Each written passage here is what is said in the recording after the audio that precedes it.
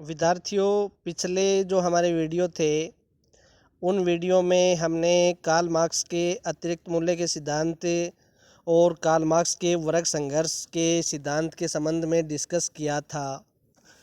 उसी क्रम में आज के इस वीडियो में हम कार्ल मार्क्स के राज्य के संबंध में क्या विचार हैं उन संबंध में डिस्कस करने वाले हैं।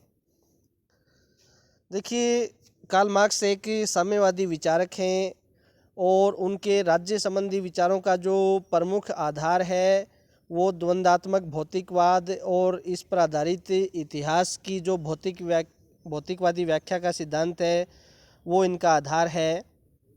मार्क्स ने अपने से पूर्ववर्ती जो चर्चवादी विचारक थे, जो व्यक्तिवादी जो विचार थे, उनकी राज्य संबंधी जो भी अवधारणा थी उनका खंडन किया है और उन्होंने राज्य को अपनी प्रकृति से वर्गीय संस्था बतलाया है।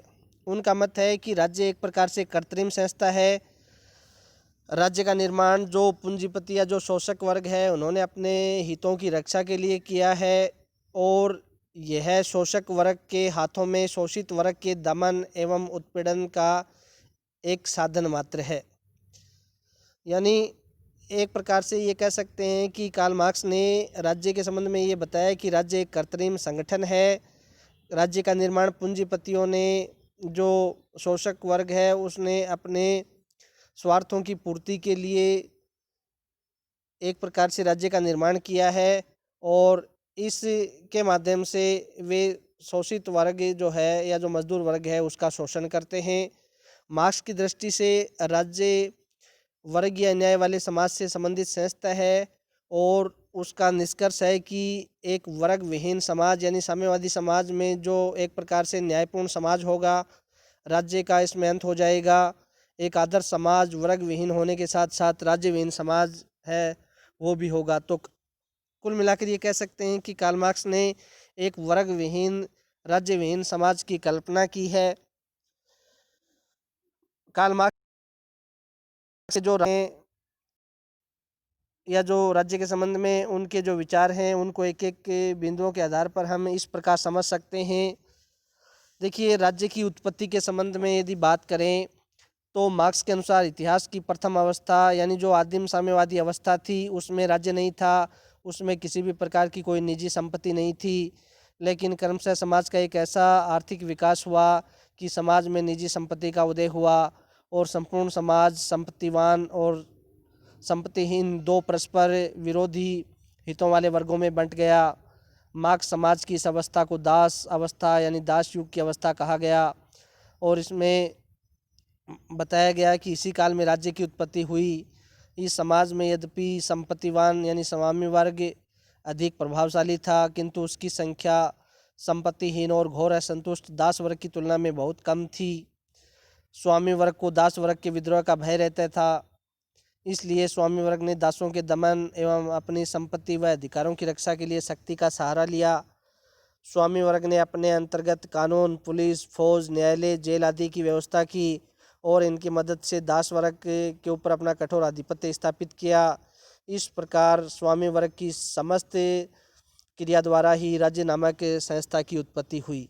कहने का अर्थ ये है कि कार्ल मार्क्स के अनुसार राज्य की जो उत्पत्ति है वो इतिहास की दूसरी अवस्था थी उसमें हुई और एक प्रकार से जो पूंजीपति वर्ग थे उन्होंने अपने हितों की रक्षा के लिए राज्य का निर्माण किया और इसके अंतर्गत कानून, पुलिस, फौज, न्यायालय, जेल इनका प्रावधान किया। कार्ल मार्क्स का निष्कर्ष है कि निजी संपत्ति की संस्था के उदय के साथ ही वर्ग संघर्ष आरंभ हुआ और इसके कारण राज्य की उत्पत्ति हुई। इस प्रकार राज्य वर्ग संघर्ष से उत्पन्न एक प्रमुख संस्था है। राज्य की प्रकृति के संबंध में यदि बात करें तो कार्ल मार्क्स के अनुसार राज्य अपनी प्रकृति से ही एक वर्गीय संस्था है। इसका निर्माण जो पूंजीपति या शोषक वर्ग है उन्होंने अपने आर्थिक हितों की रक्षा के लिए किया है। अतः राज्य की प्रभुसत्ता वास्तव में शोषक वर्ग की ही प्रभुसत्ता होती है। राज्य के कानून एवं न्याय प्रणाली भी अपनी प्रकृति से शोषक वर्ग के हितों की वृद्धि करने वाले होते हैं। इस प्रकार मार्क्स आदर्शवादियों की इस धारणा का विरोध करता है कि राज्य अपनी प्रकृति से एक नैतिक संस्था है। तो कार्ल मार्क्स के अनुसार राज्य आदर्शवादियों की तरह एक नैतिक संस्था न होकर राज्य एक प्रकार से वर्गीय संस्था है। इसका निर्माण एक पूंजीपति वर्ग ने अपने आर्थिक हितों की रक्षा के लिए किया है। तो राज्य की प्रकृति को यदि हम देखें तो कार्ल मार्क्स के अनुसार राज्य की जो प्रकृति है वो उसके अनुसार राज्य एक वर्गीय संस्था है, नैतिक संस्था नहीं है। राज्य का उद्देश्य, आदर्शवादियों का ये मानना था कि राज्य का उद्देश्य संपूर्ण समाज का सामान्य हित या संपूर्ण समाज का कल्याण सुनिश्चित करना है। उपयोगितावादियों ने भी राज्य का जो उद्देश्य है वह अधिकतम लोगों का अधिकतम कल्याण सुनिश्चित करना माना है, लेकिन मार्क्स इन मतों से सहमत नहीं है। कार्ल मार्क्स के अनुसार राज्य एक प्रकार से वर्गीय संस्था है और इसका उद्देश्य केवल उसी वर्ग के हितों की रक्षा और वृद्धि करना है जिसका इसकी सत्ता पर आधिपत्य होता है। अतीत में राज्य की सत्ता पर अल्पसंख्यक शोषक वर्ग का अधिकार रहा और राज्य ने इस वर्ग के हितों की रक्षा का ही कार्य किया।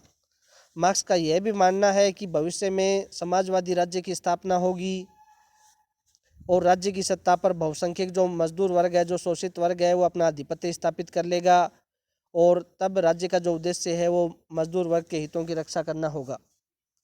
इस प्रकार कार्ल मार्क्स बताते हैं कि सदैव ही राज्य का उद्देश्य अपने से संबंधित यानी जो भी सत्ताधारी वर्ग होता है उनके हितों की रक्षा करना होता है, अर्थात राज्य संपूर्ण समाज के सामान्य कल्याण की संस्था कभी भी नहीं हो सकता। राज्य जो है वो उसको जो राज्य के ऊपर जो जिनका आधिपत्य होता है, जो एक प्रकार से शोषक वर्ग है, उनके हितों की रक्षा करने वाला राज्य का प्रमुख कार्य है। चौथी जो सबसे महत्वपूर्ण बात यह है कि समाज की अवस्था के अनुसार राज्य व्यवस्था होती है। कार्ल मार्क्स ने बताया है कि राज्य सदैव ही अपनी प्रकृति और उद्देश्य की दृष्टि से एक वर्गीय संस्था होता है।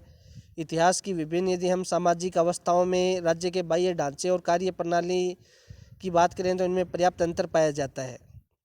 यही कारण है कि समाज की दास अवस्था, सामंती अवस्था, पूंजीवादी अवस्था, इनमें पाए जाने वाले राज्यों की राज्य व्यवस्थाओं में अंतर दिखलाई पड़ता है। समाज की किसी एक अवस्था में पाई जाने वाली भौतिक और आर्थिक परिस्थितियां विशिष्ट प्रकार की होती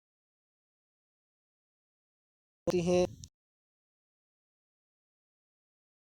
पूंजीपति उनके विशिष्ट हित होते हैं। इन विशिष्ट हितों को ध्यान में रखते हुए ही उस समाज का शोषक वर्ग शासन प्रणाली के रूप, संविधान के मूल सिद्धांतों, न्याय व दंड प्रणाली, अधिकारों की व्यवस्था आदि को तय करता है।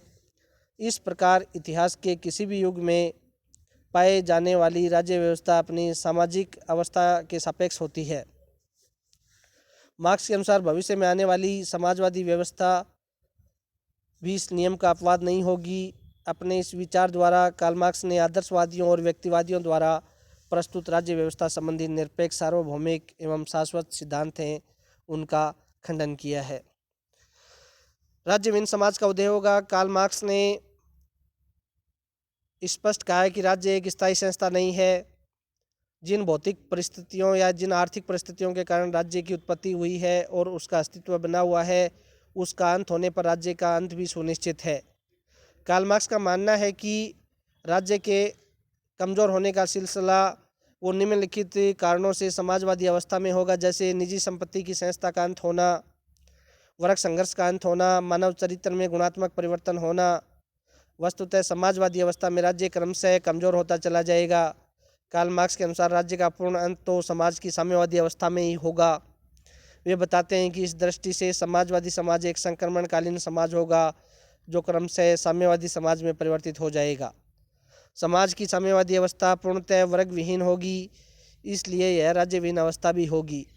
तो कार्ल मार्क्स ने ये कहा है कि राज्य एक वर्गीय संस्था है जो क्रमशः धीरे धीरे विलुप्त हो जाएगा और एक वर्ग विहीन राज्य विहीन समाज की कल्पना की बात कार्ल मार्क्स ने की है। आलोचकों ने कार्ल मार्क्स के जो राज्य संबंधी विचार हैं उनके विभिन्न बिंदुओं के आधार पर आलोचना की है। आलोचक ये मानते हैं कि जैसे कि कार्ल मार्क्स ने राज्य को एक वर्गीय संस्था माना है, तो आलोचकों का मानना है कि राज्य की उत्पत्ति वर्गीय नहीं है। मार्क्स राज्य की उत्पत्ति के वर्गीय सिद्धांत का समर्थक हैं और ये बताते हैं कि राज्य की उत्पत्ति वर्ग संघर्ष से हुई है। वस्तुतः यह सिद्धांत दोषपूर्ण है और इसकी तुलना में राज्य की उत्पत्ति का विकासवादी जो सिद्धांत है वो अधिक मान्य है। जो राज्य की उत्पत्ति को रक्त संबंध, धर्म, संपत्ति और राजनीतिक चेतना आदि के तत्वों के संयुक्त प्रभाव का परिणाम मानता है। तो एक प्रकार से कार्ल मार्क्स के जो राज्य संबंधी जो विचार हैं उनकी आलोचना का पहला बिंदु तो ये है कि कार्ल मार्क्स राज्य की उत्पत्ति वर्गीय मानता है, जबकि आलोचक राज्य की उत्पत्ति के संबंध में जो विकासवादी जो सिद्धांत है उसको अधिक समर्थन प्रदान करते हैं। अगली जो आलोचना है वो है राज्य शोषण की नहीं, सामान्य हित की संस्था है। कार्ल मार्क्स ने ये बताने का प्रयास किया है कि राज्य है वो उसका निर्माण एक वर्ग विशेष ने अपनी सुरक्षा के लिए किया है और वो शोषण का एक यंत्र है, जबकि आलोचकों का मानना है कि राज्य शोषण का यंत्र नहीं है, सामान्य हित की संस्था है। मार्क्स ने एक प्रकार से राज्य को शोषक वर्ग के हाथों में शोषित वर्ग के उत्पीड़न, दमन और शोषण की संस्था माना है, लेकिन आलोचकों का यह मानना है कि राज्य समाज के सामान्य कल्याण की संस्था है। समाज में केवल आर्थिक वर्ग ही नहीं होते अपितु अनेक प्रकार के धार्मिक, सांस्कृतिक, नस्लीय, भाषाई वर्ग भी होते हैं। इन विभिन्न वर्गों के पारस्परिक विरोध के बावजूद भी कुछ सामान्य हित भी होते हैं जो राज्य को ऐसा कार्य सामान्य हितों की रक्षा व वृद्धि करना है। इस प्रकार राज्य को वर्ग शोषण और अन्याय की संस्था नहीं कहा जा सकता अपितु यह समाज के सामान्य हित की रक्षा करने वाला एक नैतिक संस्था है। तो आलोचना का दूसरा जो आधार है वो ये है कि कार्ल मार्क्स राज्य को शोषण या एक प्रकार से वर्गीय संस्था मानते हैं, शोषण का एक यंत्र मानते हैं, जबकि आलोचक इसको शोषण का एक यंत्र न मानकर सामान्य हित की संस्था के रूप में इसको स्वीकार करते हैं। कार्ल मार्क्स के जो पूंजीवादी राज्य संबंधी जो विचार हैं उनकी भी आलोचना आलोचकों के द्वारा की गई है। आधुनिक काल में जो पूंजीवादी राज्यों के विकास ने इससे संबंधित मार्क्स के विचारों को सत्य मार्क्स ने को श्रमिकों के क्रूर शोषण का साधन बताया था, लेकिन वर्तमान काल में पूंजीवादी राज्य ने श्रमिकों के कल्याण का जो दायित्व है उसको स्वीकार किया है। उनका मानना है कि पूंजीवादी राज्य का पतन सुनिश्चित है, लेकिन आधुनिक काल में पूंजीवादी राज्य हैं वो पहले की तुलना में और अधिक शक्तिशाली और प्रभावशाली हुए हैं।